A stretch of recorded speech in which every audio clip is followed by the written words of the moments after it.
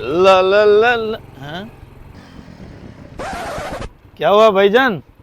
शहर से गांव जा रहे थे, हमारा पेट्रोल खत्म हो गया है। ये मेरे साथ फैमिली भी है। अच्छा, आपके साथ फैमिली भी है?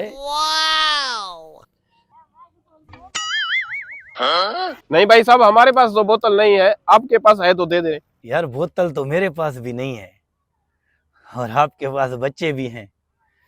अब इस मसले का हल कैसे निकालें? अंकल आप अपनी गाड़ी दे देना, हमारी अम्मी बहुत थक गई है। मैं सदके जाऊं तुम्हारी अम्मी पे। बेटा गाड़ी चाहिए, ये गाड़ी ले लो। आप लोग ये गाड़ी मुझे दे दो, पेट्रोल पे रुकना, फिर मैं वहां पे लेके आता हूँ पैदल इसको। आप जाओ ना, गाड़ी बैठो।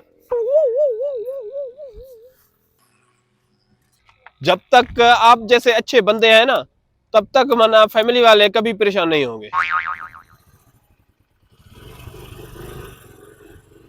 भाई मैं सदके।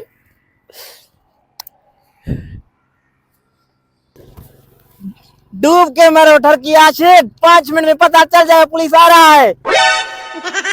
5 मिनट में पुलिस आ रही है?